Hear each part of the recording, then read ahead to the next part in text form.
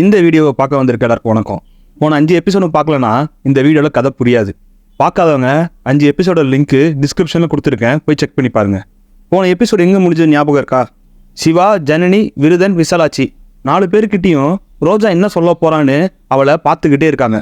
அடுத்து என்ன நடக்குன்றத இந்த வீடியோவில் பார்க்கலாம்.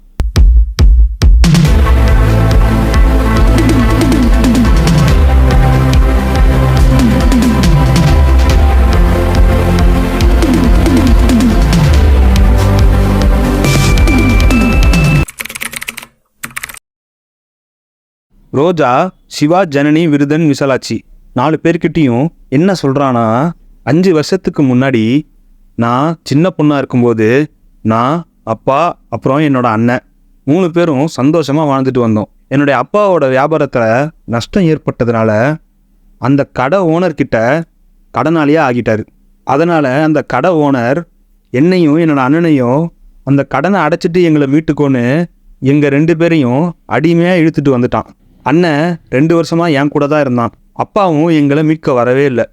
அதனால் ஒரு நாள் நானும் அண்ணனும் கடையிலேருந்து தப்பிக்க பார்த்தோம். அப்போது அந்த கடை ஓனர்கிட்ட நான் மட்டும் மாட்டிக்கிட்டேன். அண்ணனும் என்னை காப்பாற்ற முடியாமல், ரோஜா, நான் எப்படியாவது அப்பாவை கூட்டிகிட்டு வந்து உன்னை மீட்கிறேன்னு போனான். ஆனால் 3 வருஷம் ஆச்சு, இன்னும் வரல. அப்போ தான் நீங்கள் வந்தீங்க. நீங்கள் மன்னர்கிட்ட பேசினதை கடை ஓனர் கடையில் அவரோட நண்பர்கள்கிட்ட பேசிகிட்டு இருந்தார். அதை நான் கேட்டுட்டு தான் உங்களுக்கு உதவி செஞ்சால் நீங்கள் எனக்கு செய்வீங்கன்னு நினச்சேன். அதான் உங்களை அந்த பாதாள சிறையிலேருந்து காப்பாற்றினேன். அந்த உதவி என்னன்னா, நீங்கள் என்னோட கிராமத்துக்கு கூட்டிகிட்டு போய் விட்டால் போதும். அப்புறம் முடிஞ்சால் என்னோட அண்ணனை கண்டுபிடிக்க உதவி செய்ய முடியுமான்னு கேட்குறான். சிவாவோ யோசிக்காம சரின்னு சொல்லிட்டான். விருதனும் மனசுக்குள்ள அழகு இருந்தால் கூடவே பிரச்சனை தான் இருக்கும் போலன்னு நினைக்கிறான். ஜனனியோ சிவாவை பார்த்து, இது நமக்கு தேவையில்லாத வேலை, நமக்கு எதுக்குன்னு சொல்ல, சிவாவோ, எனக்கு தெரியும் ஜனனி என்ன பண்ணணும்னு, சரி வாங்க போகலாம், இங்கே ரொம்ப நேரம் இருக்கக்கூடாது, ஏன்னா அரண்மனை காவலர்கள் வந்துருவாங்கன்னு கிளம்புறாங்க. ஜனனி, விருதன், விசாலாட்சி 3 பேருக்கும் ரோஜாவுக்கு சிவா உதவி செய்கிறது பிடிக்காம சிவா ரோஜா பின்னாடியே நடந்து போயிட்டு இருக்காங்க. ஊர் தலைவரும் சிவாவோட அப்பா அம்மாவும் விருதனோட அப்பா அம்மாவும் சித்தரும் கிழவனும் அப்புறம் ஊர் மக்களும் அந்த அரண்மனையை சுற்றி இருக்க அங்காடி தெருவில் பசங்களை தேடி வந்துட்டு இருக்காங்க. விருதன் கட்டக்கால திருநாள்ல அதே கடைக்கிட்ட வந்துக்கிட்டு இருக்கும்போது அந்த கடை ஓனர் கடை வாசல்ல நிற்கிறாரு. ஊர் தலைவரோ அவர்கிட்ட போய், இந்த மாதிரி 4 பசங்களை தேடி வந்திருக்கோம், அவங்கள நீங்கள் பார்த்தீங்களான்னு கேட்க, ஆமாம் பார்த்துருக்கேன், அவங்க இப்போ அரண்மனையில் தான் இருக்காங்கன்னு பொய் சொல்லி அவங்கள ராஜா கிட்ட கூட்டிகிட்டு போகிறாரு. சிவா, ஜனனி, விசாலாட்சி, விருதன் அப்புறம் ரோஜா 5 பேரும் ஒரு காட்டுப்பகுதியில் நடந்து போயிட்டு இருக்காங்க. சிவா ரோஜாவோட அழகில் மயங்கி அவளை பார்த்துக்கிட்டே இருக்கான்.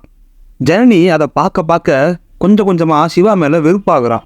ஒரு கட்டத்தில் கோபமாகி சிவாவை பார்த்து, சிவா, அந்த ரோஜாவுக்கு உதவி செய்ய ஒன்றும் நாங்கள் வரல, நீ வேணா அவளுக்கு உதவி செய், நாங்கள் கிளம்புறோன்னு சொல்ல, அதுக்கு சிவாவோ, ஜனனி ஏன் இப்படி நினைக்கிற, அவள் நம்மளுக்கு உதவி செஞ்சிருக்கா, அதுக்கு பதில் உதவி தான் செய்கிறோம், அப்புறம் அவள் இல்லைனா நம்ம அந்த பாதாள சிறையில் தான் இருந்திருப்போம்னு சொல்ல, ஜனனியோ, இல்லை சிவா, எனக்கு இது பிடிக்கல, நான் கிளம்புறேன்.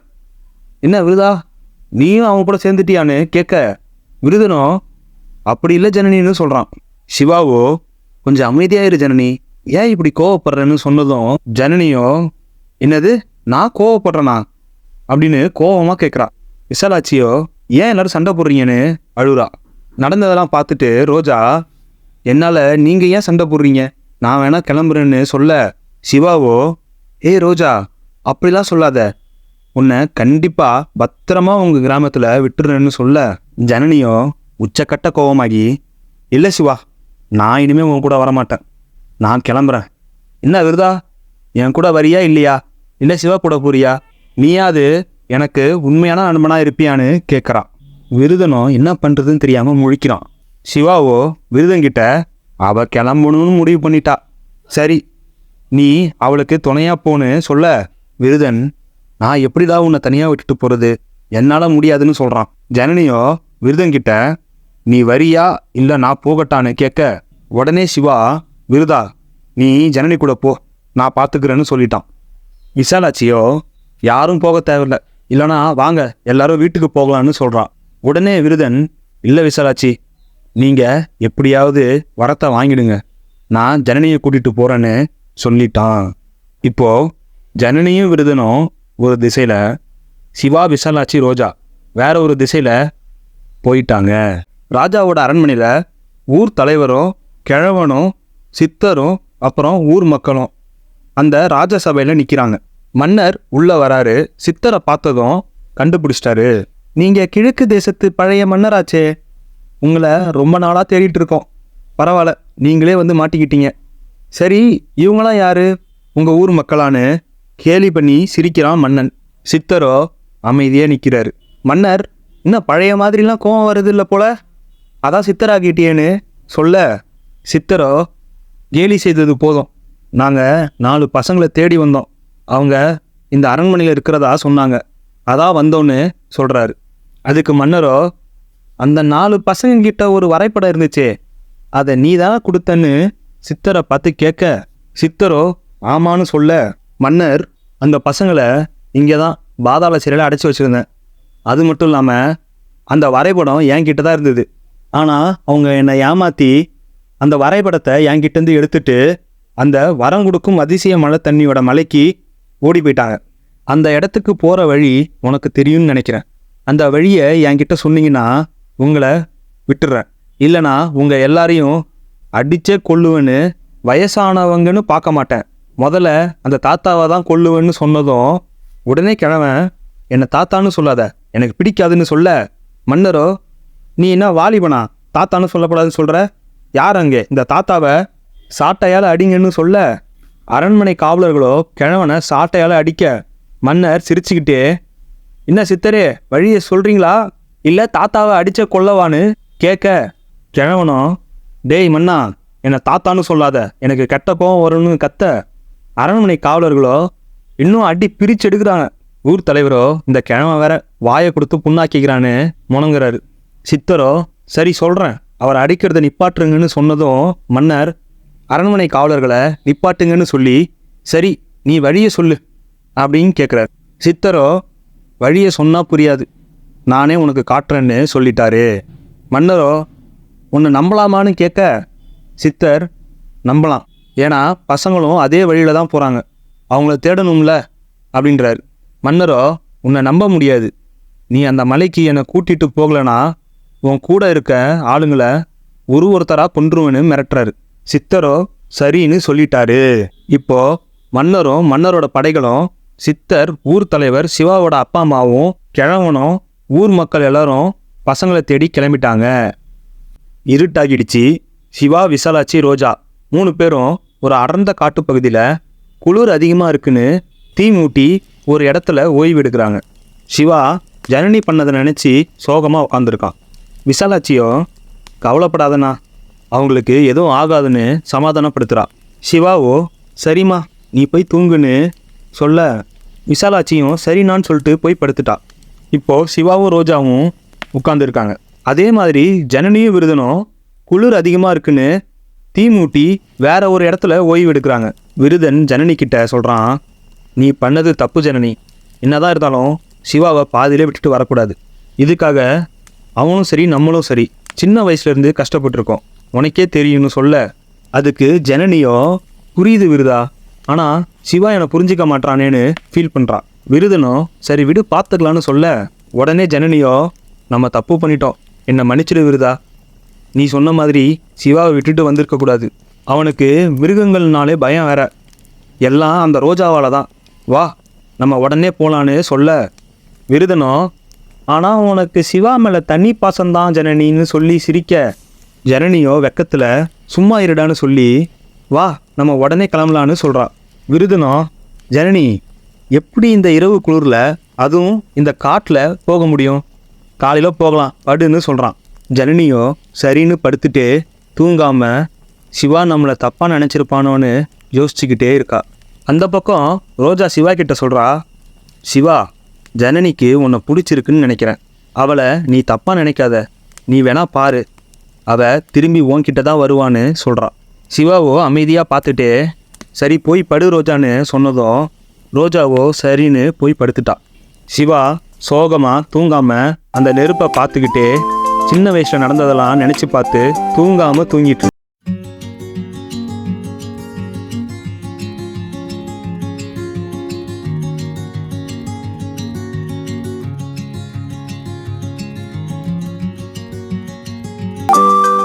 காலையில் விடியுது. சிவா ரோஜா கிட்ட விசாலாட்சியை பார்த்துக்கோ, நான் போய் உணவு தேடி எடுத்துட்டு வரேன்னு கிளம்புறான். சிவா அந்த பக்கம் போனதும் இந்த பக்கம் விருதனும் ஜனனியும் திரும்ப வந்துட்டாங்க. விசாலாட்சி அவங்கள பார்த்ததும் ரொம்ப சந்தோஷப்பட்டு எழுந்து போய் ஜனனியை கட்டி பிடிச்சி அழுதா. ஜனனியும் சரி விடு, அதான் வந்துட்டேன்ல, அழாத. ஆமா உங்க அண்ணன் எங்கன்னு கேட்டுட்டு இருக்கும்போதே டக்குன்னு ஐயோ அம்மான்னு சிவா எங்கேயோ இருந்து கத்துற சத்தம் கேட்குது. உடனே ஜனனி வில்லையும் அம்பையும் எடுத்து கையில வச்சுக்கிட்டே சத்தம் கேட்குற பக்கம் ஓடுறா. பின்னாடியே எல்லாரும் ஓடுறாங்க. அங்க ஒரு குரங்கு சிவாவை துரத்திக்கிட்டே வருது. சிவா பயத்துல ஓடிக்கிட்டே போய் தெரியாம ஒரு புதக்குழியில போய் விழுந்துட்டான். அந்த குரங்க பார்க்க விசித்திரமா இருக்கு. அது சிவா விழுந்ததை பார்த்து சிரிச்சுக்கிட்டு இருக்கு. அதை பார்த்த ஜனனி டக்குன்னு அம்பு விடுறா. அந்த அம்பு குரங்கோட வாளில் போய் குத்துனதும் குரங்கு பயந்து ஓடி போயிடுச்சு. ஜனனி, விருதன், விசாலாட்சி, ரோஜா 4 பேரும் சேர்ந்து புதக்குழியில் இருந்த சிவாவை காப்பாத்துறாங்க. சிவா வெளியே வந்ததும் ஜனனியை பார்த்து ரோஜா சொன்னது சரிதான்னு சொன்னதும் ஜனனியோ ரோஜா அப்படி என்ன சொன்னான்னு கேட்க சிவாவோ உனக்கு என்னை ரொம்ப பிடிக்குமா, அதனால நீ கண்டிப்பா திரும்ப வருவேன்னு சொன்னான்னு சொன்னதும் ஜனனிக்கு எப்படி ரியாக்ஷன் பண்றதுனே தெரியல. திருன்னு முழிக்கிறா. உடனே சிவா என்ன முழிக்கிற, எனக்கும் தான் உன்னை ரொம்ப பிடிக்கும், அதெல்லாம் வெளியே சொல்லிட்டா இருக்க முடியும்னு சொல்ல ஜனனி வெக்கத்தில் சிரிக்க உடனே விருதன் உங்களை மாதிரி தான் எங்களுக்கும் ஒருத்தர் பிடிக்கும்னு சொல்ல சிவாவோ என்னடா சொல்கிற புரியலன்னு கேட்குறான். உடனே விசாலாட்சி அண்ணா விருதனை எனக்கு ரொம்ப பிடிக்குண்ணே, விருதனுக்கும் என்ன ரொம்ப பிடிக்குன்னு சொல்ல சிவா ஷாக்கில் இது எப்போலேருந்து நடந்ததுன்னு கேட்குறான். விசாலாட்சியோ சின்ன வயசுலேருந்தே பிடிக்கும்னு சொன்னதும் சிவா விருதனை பார்க்குறான், அப்புறம் விசாலாட்சியை பார்க்குறான், கடைசியாக ஜனனியை பார்க்குறான். ஜனனியோ வெக்கத்தில் சிவாவை பார்த்துட்டு ஓடி வந்து கட்டி பிடிச்சதும் சிவா வெக்கத்தில் சிரிக்க உடனே எல்லாரும் சிரிக்க ஆரம்பிச்சிட்டாங்க. அப்படியே பேசிக்கிட்டு பயணத்தை தொடர்றாங்க.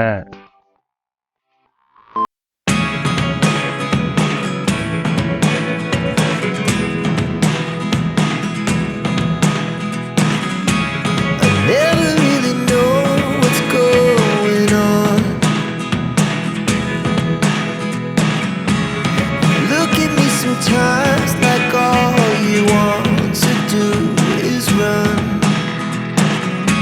Hear me out, hear me out. It's all the things you never show. There are the things I want to know. Secrets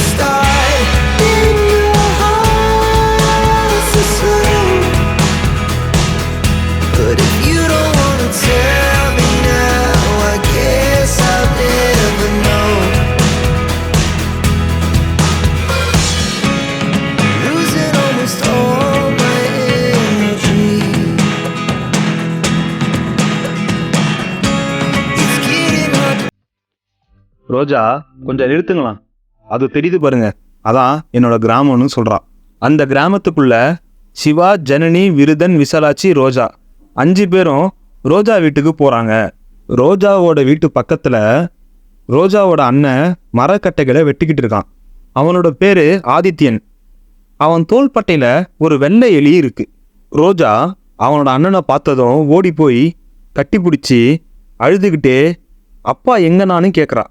ஆதித்யாவோ சொல்கிறம்மா அழாதன்னு சமாதானப்படுத்தி ஆமாம் இவங்களாம் யாரு, அப்புறம் நீ எப்படி அங்கேருந்து தப்பிச்சேன்னு கேட்குறான்.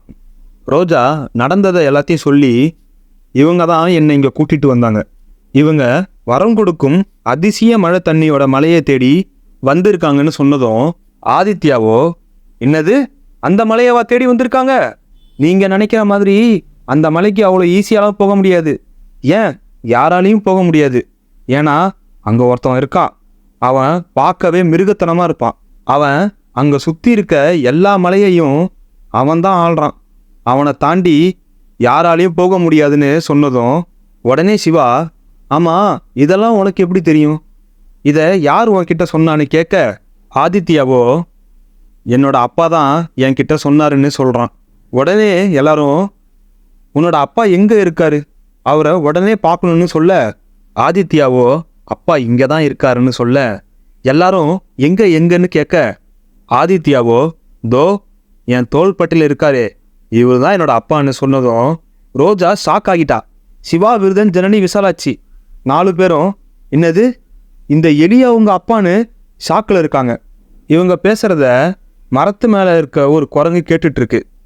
இந்த குரங்கு தெரியுதா, வாலில் அம்பு குத்துச்சே அந்த குரங்கு தான். இந்த குரங்கு எல்லாத்தையும் கேட்டுட்டு யார்கிட்டயோ போய் அதோட பாஷையில் சொல்லிக்கிட்டு இருக்கு. அப்படி அந்த குரங்கு யார்கிட்ட சொல்லிட்டு இருக்கு, ஆதித்யா, ரோஜா 2 பேரோட அப்பா எப்படி எலியா இருக்க முடியுன்றத அடுத்த எபிசோடில் பார்க்கலாம். இந்த வீடியோ உங்களுக்கு பிடிச்சிருந்தா லைக், ஷேர், சப்ஸ்கிரைப் பண்ணுங்கள். இந்த கதை பிடிச்சிருந்தா கமெண்ட் பண்ணுங்கள்.